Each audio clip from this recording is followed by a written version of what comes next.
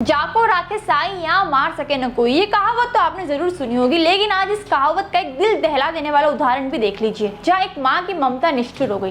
दरअसल एक निर्दयी माँ जिसने अपनी ही बेटी को कई बार मारने की कोशिश की, लेकिन वो इस काम में हर वक्त नाकाम रही।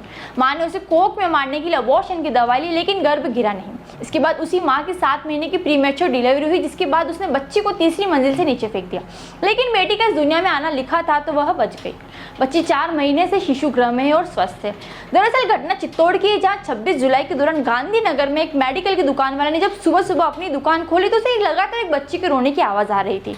कुछ वक्त तक तो दुकानदार ने इस बात पर ध्यान नहीं दिया, लेकिन लगातार आवाज आने पर दुकानदार ने अपनी छत पर जाकर देखा तो वहाँ उस स्टील के टीन शेड के पास एक रोती हुई बच्ची नजर आई। दुकानदार तुरंत ही उसे हॉस्पिटल ले गया और इसके साथ ही पुलिस को भी इसकी सूचना दी।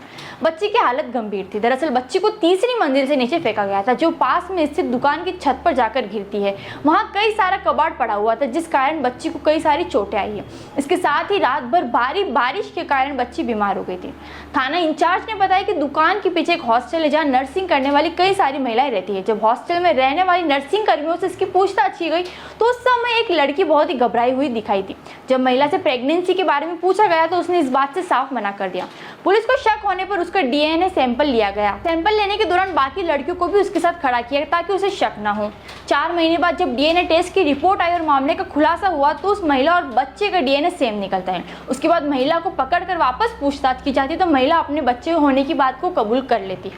अब महिला को गिरफ्तार कर लिया गया है। जब महिला से कई सारे सवाल किए तो एक बात और पता चली कि प्रेगनेंसी के दौरान महिला काफी ढीले कपड़े पहनती थी, जिस कारण उसके किसी भी साथी को जरा सा भी शक नहीं हुआ। इसके साथ महिला का यह भी कहना है कि 2 साल पहले महिला की शादी हुई थी। उसका पति सूरत में मजदूर है। महिला ने प्रेगनेंसी की बात अपने पति को भी बताई थी।